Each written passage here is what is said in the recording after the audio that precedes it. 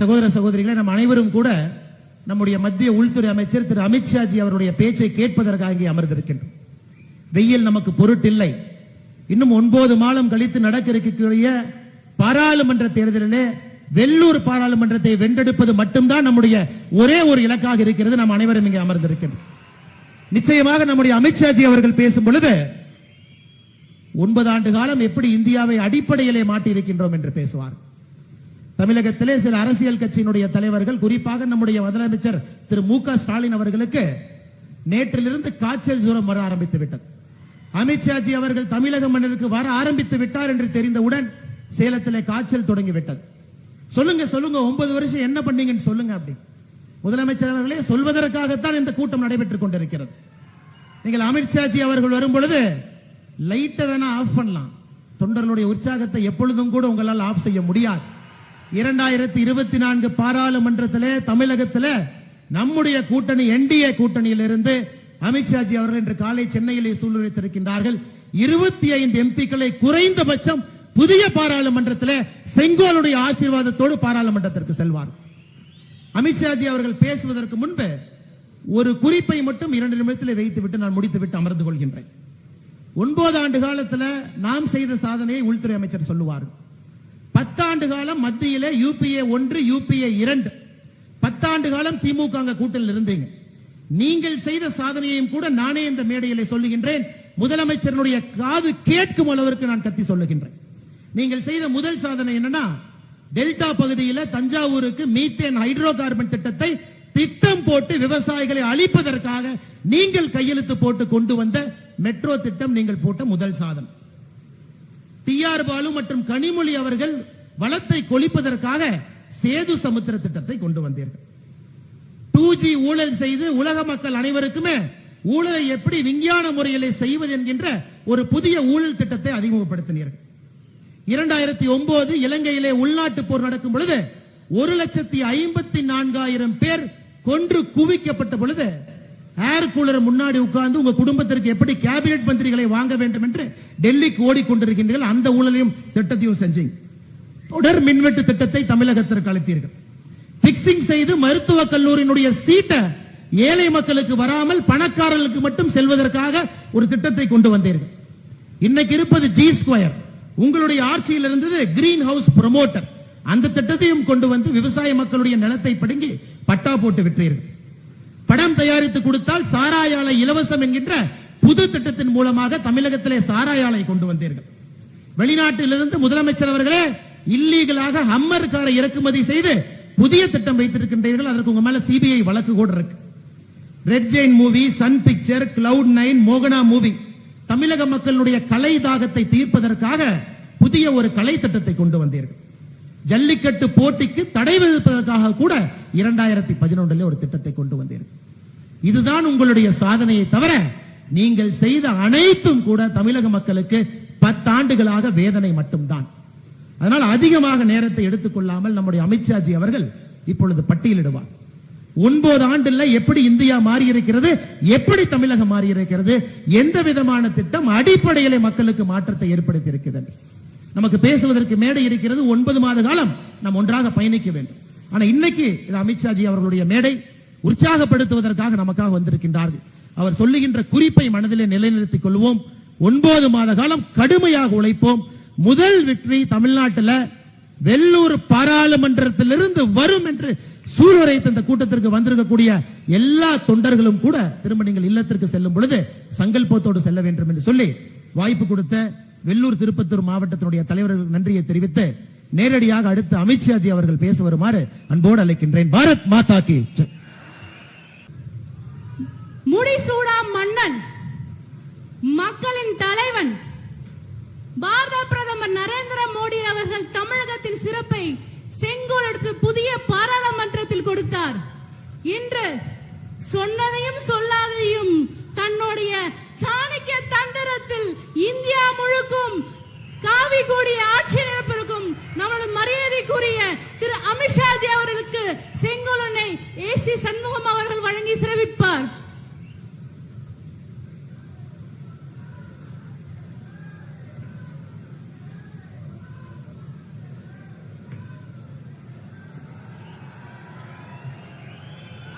அடுத்தபடியாக மாண்புமிகு union minister மரியாதைக்குரிய அமித்ஷா அவர்கள் இதனை மொழிபெயர்ப்பார் திரு ஸ்ரீகாந்த்.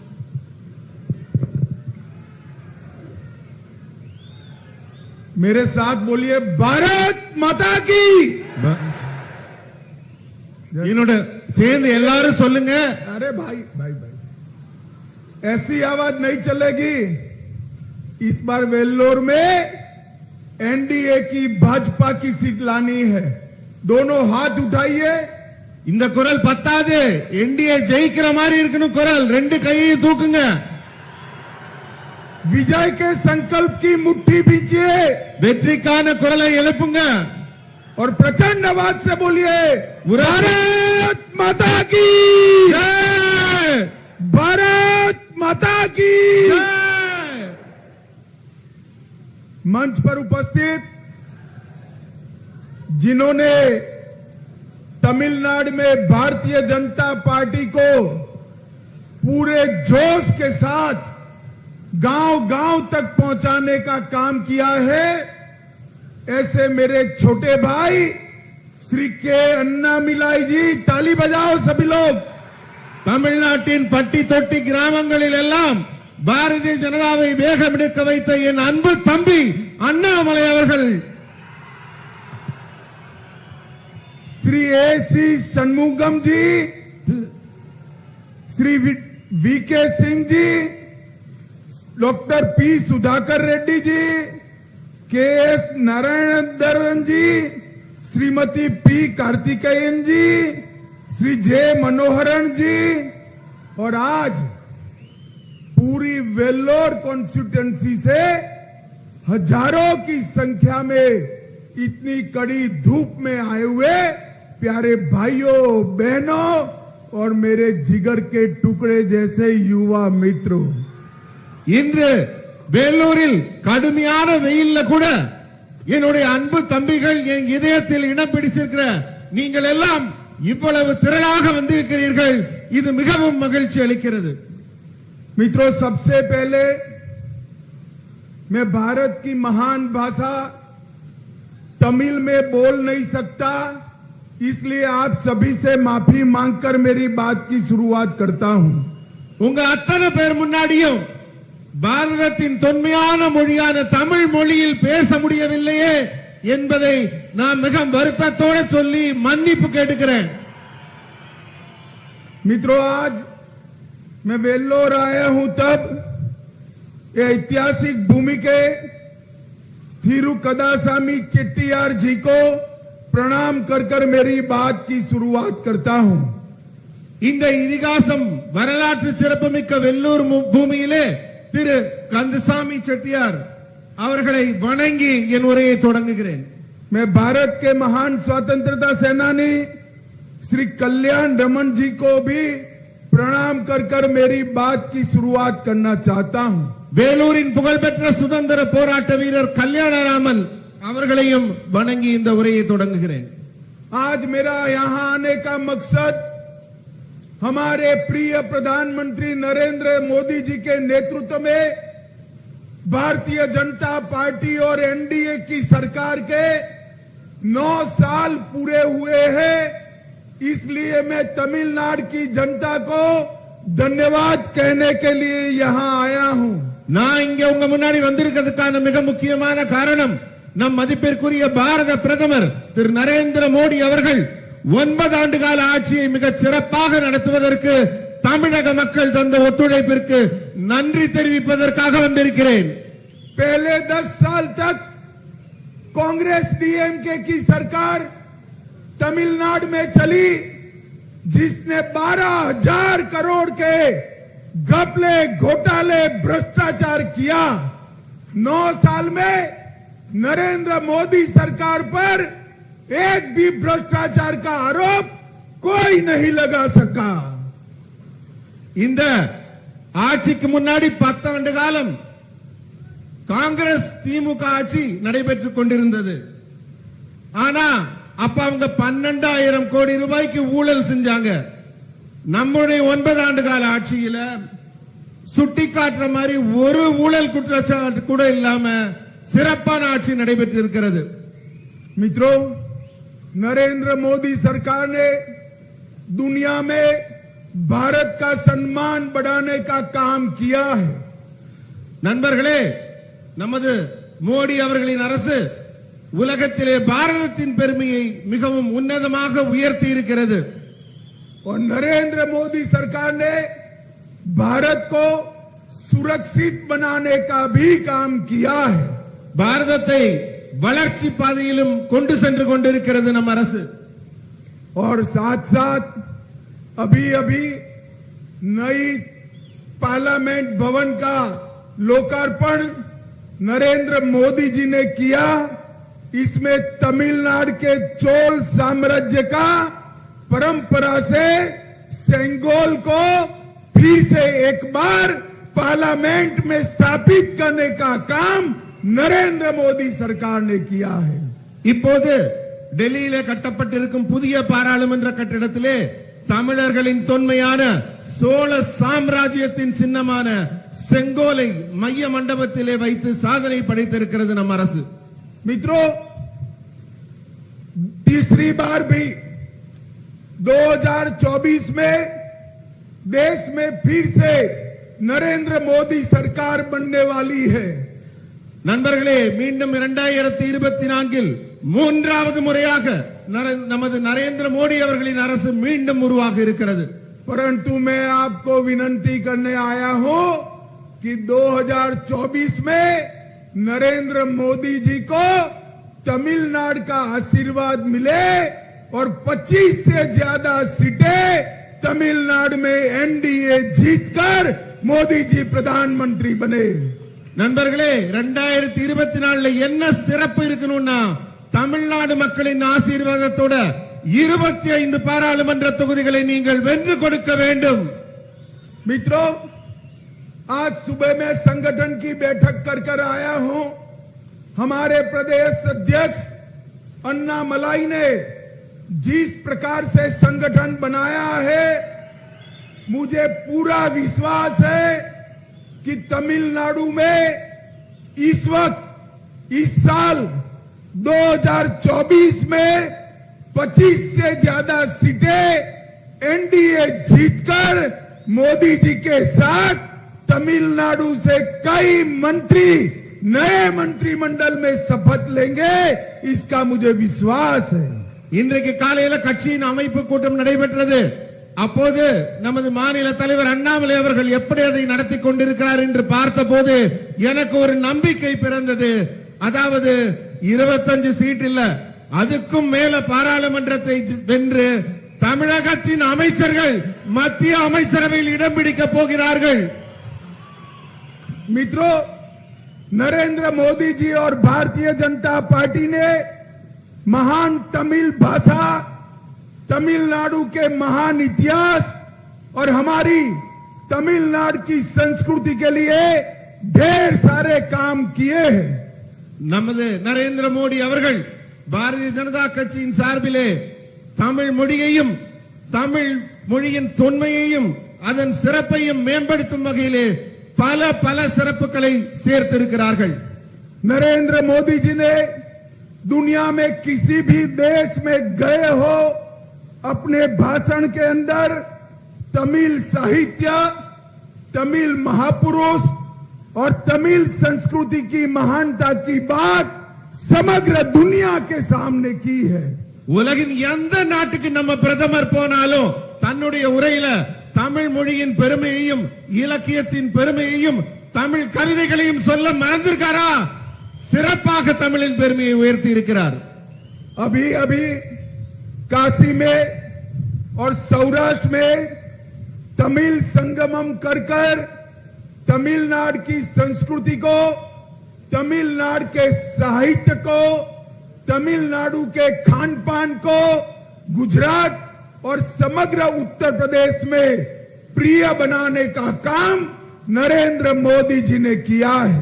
சமீபத்தில் காசி தமிழ் சங்கமம், சௌராஷ்டிரா தமிழ் சங்கமம் நடத்தி காசியிலும் உத்தரப்பிரதேச காசியிலும் குஜராத்திலும் தமிழின் பெருமையை, அந்த நமக்கும் அவர்களுக்கும் உள்ள உறவை உரத்து கூறி இருக்கிறார் நம் பிரதமர்.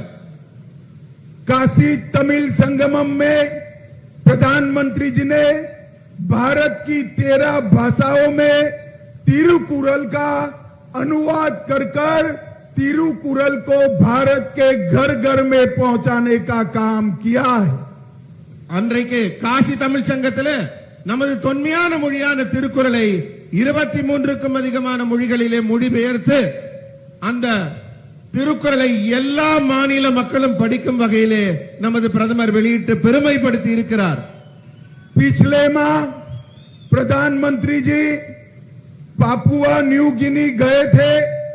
उन्होंने तिरुकुरल का स्थानीय भाषा में भाषांतर कर विदेश में भी पहुंचाने का काम नरेंद्र मोदी जी ने किया है।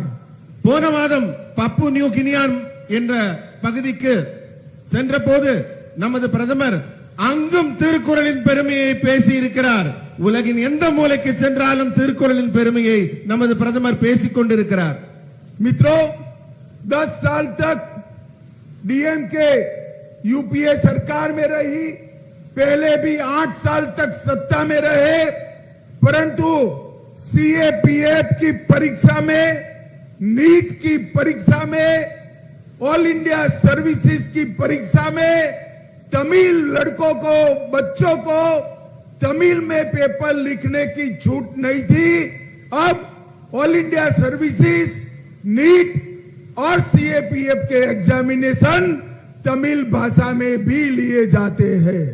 தமிழ் தமிழ் தமிழுக்காக வாழ்றோம்னு சொல்ற திமுக 10 ஆண்டு காலம் யூபிஏ கவர்மெண்ட்ல ஆட்சியில் இருந்தாங்க। அதுக்கு முன்னாடி 8 ஆண்டு காலம் இருந்தாங்க। அப்ப சிஆர்பிஎஃப் தேர்வாகட்டும், நீட் தேர்வாகட்டும், சிவில் சர்வீஸ் தேர்வாகட்டும், ஆனா தமிழ் மக்கள் தமிழ் மொழியில அந்த தேர்வை எழுத முடியாத நிலை இருந்தது। நாம் ஆட்சிக்கு வந்த பிறகுதான் திரு நரேந்திர மோடி அவர்கள் தலைமையிலே இப்போது சிஆர்பிஎஃப் தேர்வாகட்டும், நீட் தேர்வாகட்டும், சிவில் சர்வீஸ் ஐஏஎஸ் தேர்வாகட்டும், இதையெல்லாம் தமிழ் மக்கள் தமிழ் மொழியிலேயே எழுத முடிகிறது। मित्रों, चीन के राष्ट्रपति भारत के एक ही देश में जाने वाले थे, तो मोदी जी ने चीन के राष्ट्रपति को आने के लिए हमारे महान तमिलनाडु को चुनकर तमिलनाडु के टूरिज्म को प्रमोट करने का काम किया है। சீன அதிபர் எங்கேயும் போக மாட்டாரு, இந்தியாவுக்கு வர்றேன்னு அவர் சொன்னப்ப நம்ம பிரதமர் எங்க கூட்டிட்டு வந்தாரு? தமிழ்நாட்டுக்கு மகாபலிபுரத்துக்கு கூட்டிட்டு வந்தாரு। நம்முடைய சுற்றுலாவை மேம்படுத்த இதைவிட சிறப்பாக என்ன செய்ய முடியும்? मित्रों, अभी कल राज्य के मुख्यमंत्री स्टालिन जी ने एक सार्वजनिक रूप से मुझे सवाल पूछा कि 9 साल के लिए नरेंद्र मोदी जी ने तमिलनाडु के लिए क्या किया, वो बताइए। स्टालिन जी, मैं 9 साल का हिसाब देने आया हूं, आप जरा कान खोलकर सुन लो और हिम्मत है तो कल इसका जवाब देना।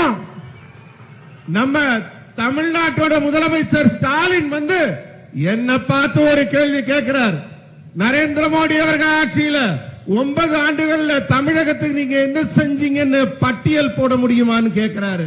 ஸ்டாலின் அவர்களே, உங்க காது நல்லா திறந்து வச்சு கேளுங்க, நான் சொல்ல போற பட்டியலை கேளுங்க, தைரியம் இருந்தா நாளைக்கு எனக்கு இதுக்கு பதிலும் சொல்லுங்க। 2004 से 14 आप यूपीए में हिस्सेदार थे, आपके मंत्री थे, तब डिवोल्यूशन फंड 10 साल में तमिलनाडु को 95,000 मिला था, 95,000 करोड़ मिला था। அதாவது 2004ல இருந்து 2014 யூபிஏல உங்க பங்கு இருந்தது, நீங்க ஆட்சியில இருந்தீங்க, அப்ப உங்க அமைச்சர்கள் இருந்தாங்க। 10 ஆண்டு காலத்துல தமிழகத்துக்கு கிடைத்த பங்களிப்பான தொகை 95,000 கோடி।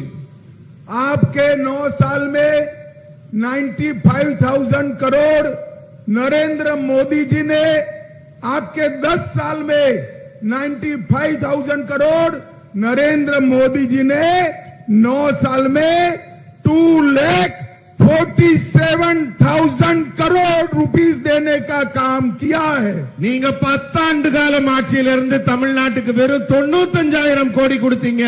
ஆனா 9 ஆண்டுகள்ல நரேந்திர மோடி அவர்கள் 2,47,000 கோடி தமிழ்நாட்டுக்கு கொடுத்திருக்கார்.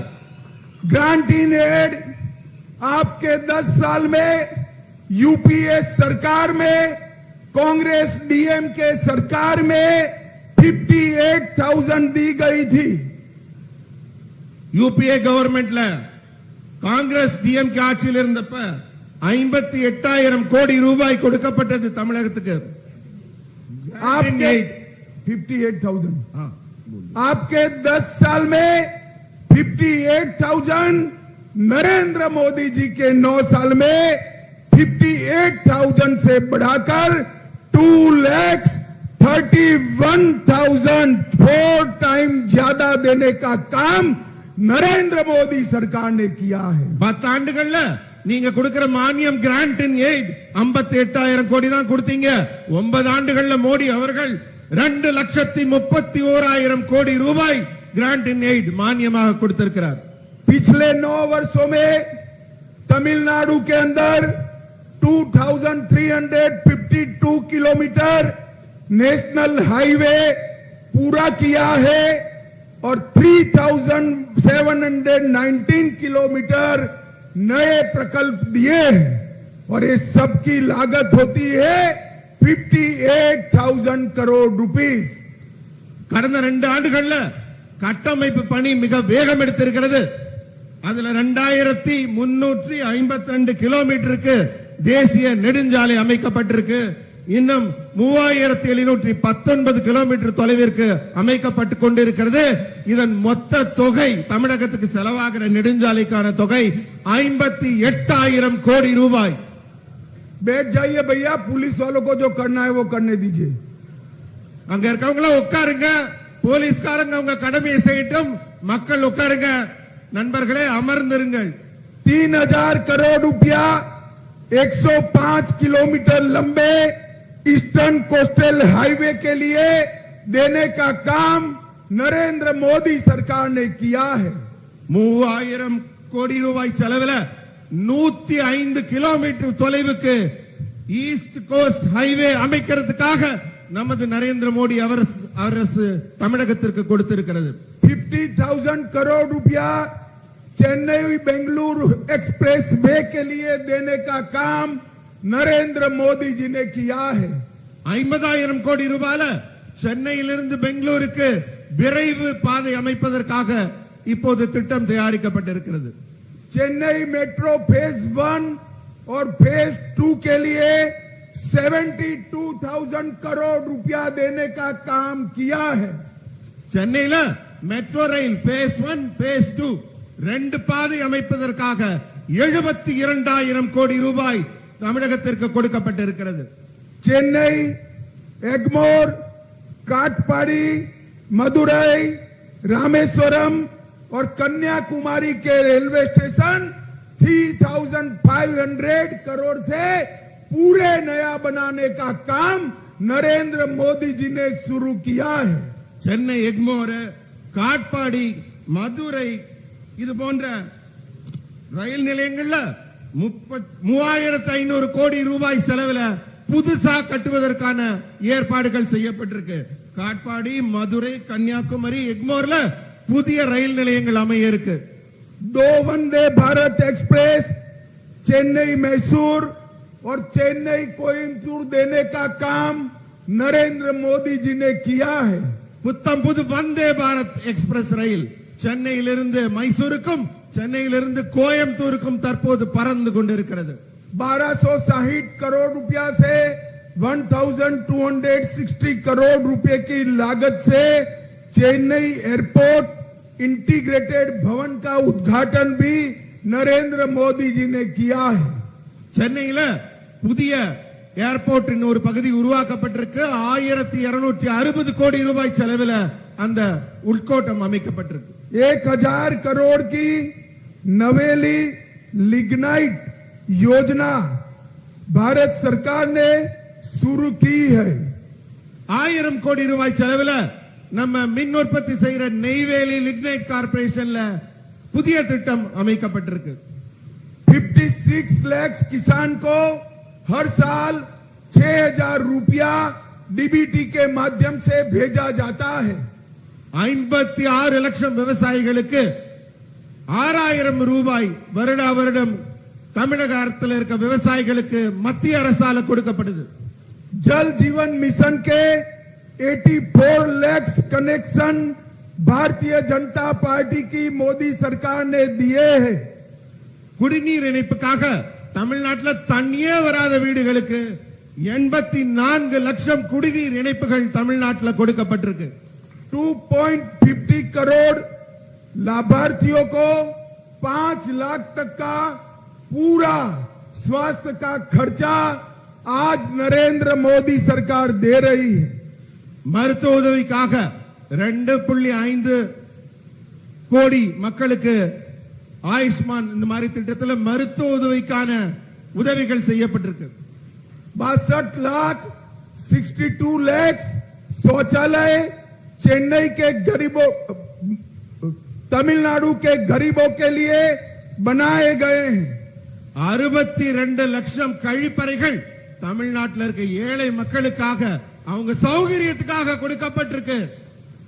1 करोड़ गरीब तमिलनाडु के भाइयों बहनों को हर महीने 5 किलो अनाज प्रति व्यक्ति मुफ्त में देने का काम नरेंद्र मोदी सरकार कर रही है. 1 கோடி ஏழை மக்கள் பயன்பெறும் வகையில 5 கிலோ அரிசி தானியம் பருப்பு போன்ற வகைகள் எல்லாம் சேர்ந்து பெறுவதற்காக மத்திய அரசு தொடர்ந்து வழங்கிக் கொண்டிருக்கிறது. Central institute of classical Tamil का नया कैंपस नरेंद्र मोदी सरकार ने बनाया है. செம்மொழி ஆராய்ச்சி மையத்திற்கான புதிய கட்டிடம் சென்னை தரமணியில் மிக சிறப்பாக சிறந்து தமிழுக்காக தமிழ் மொழி வளர்ச்சிக்காக ஆராய்ச்சி செய்து கொண்டிருக்கிறது.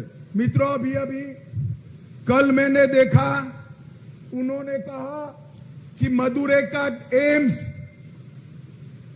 अब तक क्यों नहीं बना है.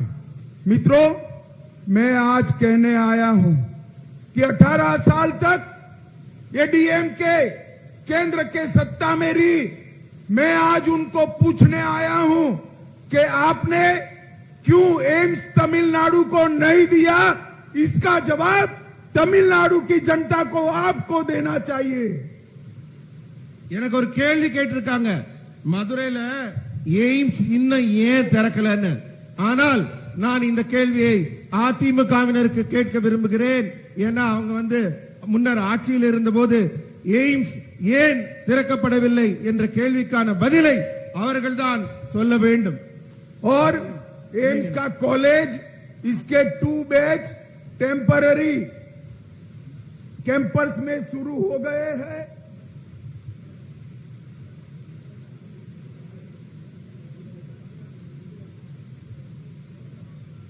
பதினெட்டு ஆண்டுகளாக ஆட்சியில் இருந்த திமுக எங்களை ஏன் ஒரு எய்ம்ஸ் கொண்டாடலன்னு கேக்குறீங்களே.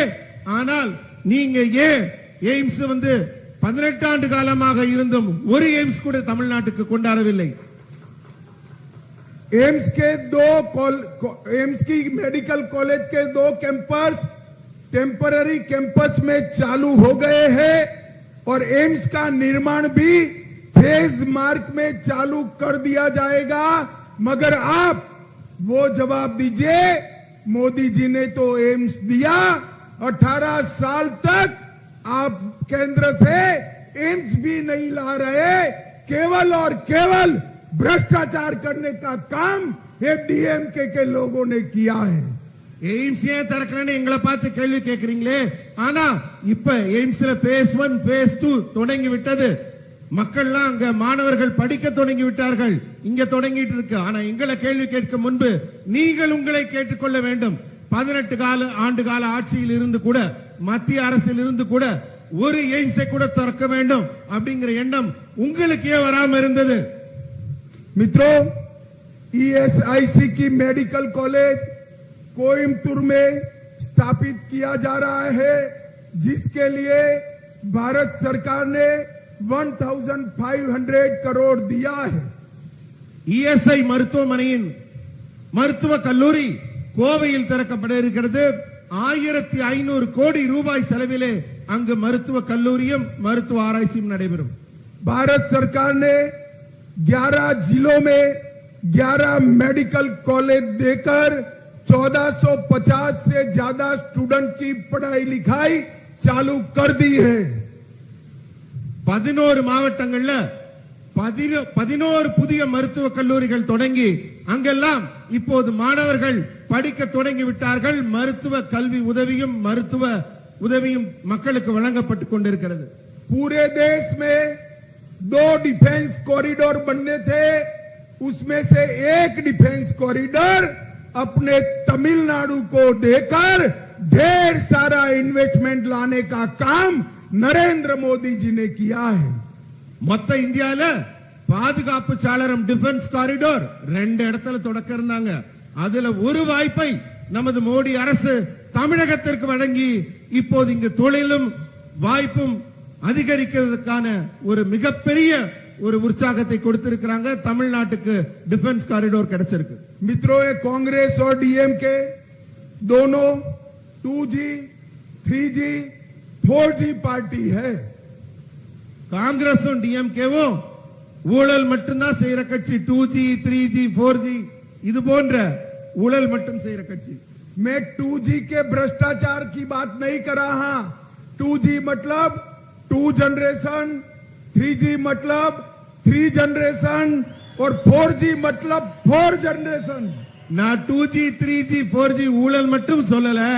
அவங்க 2 தலைமுறையாகவும் 3 தலைமுறையாகவும் 4 தலைமுறையாகவும் ஆட்சியில் அவங்க குடும்ப ஆட்சி நடத்திக்கிட்டு இருக்காங்கறத குறிப்பிட்டு சொன்னேன்.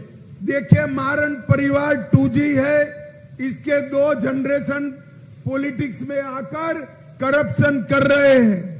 மாறன் குடும்பத்துல பாத்தீங்கன்னா 2 தலைமுறையா அவங்க ஊழல் செஞ்சிட்டு இருக்காங்க. करुणानिधि परिवार 3G है, इनके 3 जनरेशन पॉलिटिक्स में आकर करप्शन करने का काम कर रहे हैं. கருணாநிதியின் குடும்பத்தை பாத்தீங்கன்னா அவங்க 3G குடும்பம். ஏன்னா அவங்க 3 தலைமுறையாக ஊழல் செய்து கொண்டிருக்கிறார்கள். और गांधी परिवार 4G है, ये राहुल बाबा 4थी जनरेशन है. 4 जनरेशन से पॉलिटिक्स में सत्ता एंजॉय कर रहे हैं. 4G குடும்பம் யாருன்னா காங்கிரஸ் குடும்பம். நம்ம ராகுல் இருக்காரு, அவர்தான் 4வது தலைமுறை. 4 தலைமுறையா அவங்க நாட்டில் விதவிதமான ஊழல்களை மட்டும் செய்து கொண்டிருக்கிறார்கள். अब ये समय आ गया है 2G, 3G, 4G को निकालकर तमिलनाडु के धरती के बेटे को तमिलनाडु का शासन देने का टाइम आ गया है. தமிழ்நாட்டில் இந்த 2G, 3G, 4G ஊழல் செய்யறவங்க எல்லாம் தூக்கி எறிந்து விட்டு தமிழ்நாட்டிலே ஊழலற்ற ஒரு தமிழரின் ஆட்சி அமைக்க வேண்டிய நேரம் இப்போது வந்துவிட்டது. मित्रों, मैं आज आप सबको पूछने आया हूं, मुझे बताइएगा, जरा हाथ उठाकर बताइएगा, धारा 370 हटनी चाहिए थी या नहीं हटनी चाहिए थी, और ये कश्मीर हमारा है या नहीं. நான் உங்கள்ட்ட எல்லாம் ஒரு கேள்வி கேட்கிறேன். உங்க கைகளை உயர்த்தி உரத்த குரல்ல சொல்லுங்க. ஆர்டிகல் 370 நீக்கப்பட வேண்டியதுதானா இல்லையா? காஷ்மீர் நம்முடையதுதானே? ये दोनों पार्टियां कांग्रेस और डीएमके धारा 370 हटाने के विरोध में थे. मोदी जी ने 5 अगस्त 2019 को कलम के एक झटके से आर्टिकल 370 को समाप्त कर कश्मीर को हमेशा के लिए भारत के साथ जोड़ने का काम किया है. காலம் காலமாக காஷ்மீர்ல கை வைக்க அச்சப்பட்டு கொண்டிருந்தது மற்ற அரசுகள் எல்லாம். ஆனால் ஆட்சி பொறுப்பேற்றவுடன் ஆகஸ்ட் 5ஆம் தேதி 2019 ஒற்றை கையெழுத்து தன் பேராவில் போட்டு காஷ்மீரை பாரதத்துடன் துணிச்சலாக இணைத்தவர் நம் பாரத பிரதமர் மோடி அவர்கள். मित्रों, 2024 में फिर से एक बार 300 सीटों के साथ नरेंद्र मोदी सरकार बनने वाली है. நண்பர்களே, 2024 மீண்டும் ஒரு முறை 300க்கும் அதிகமான சீட்டுகளை பெற்று மோடி அரசு ஆட்சி அமைக்க இருக்கிறது மூன்றாவது முறையாக. मैं आपको विनती करने आया हूं, आप तमिलनाडु से मोदी जी को 25 साथी एनडीए के चुनकर देश की पार्लियामेंट में सिंगोल के लिए मोदी जी का धन्यवाद करने के लिए भेज दीजिए. 2024 தேர்தல்ல வெற்றி பெற்று மோடி அரசு ஆட்சி அமைக்கும் போது தமிழ்நாட்டிலிருந்து 25 பாராளுமன்ற உறுப்பினர்களை அந்த செங்கோலின் கீழே அமர்ந்து பாராளுமன்ற உறுப்பினராக பணியாற்ற அனுப்புவீங்களா? मुझे बताइए, वेल्लोर सीट एनडीए को जिताएंगे? வெள்ளூர்ல என்டிஏ ஜெயிக்குமா? मोदी जी को प्रधानमंत्री बनाएंगे? மோடிய பிரதமர் ஆக்குவோமா? बनाएंगे? तो मेरे साथ दोनों हाथ उठाइए, ரெண்டு கரத்தையும் உயர்த்தி சொல்லுங்க. विजय के संकल्प की मुट्ठी बींचिए வெற்றிக்கான முட்டியை உயர்த்துங்கள். और प्रचंड आवाज से बोलिए, உரத்த குரலில் भारत माता की ஜெய், भारत माता की ஜெய்.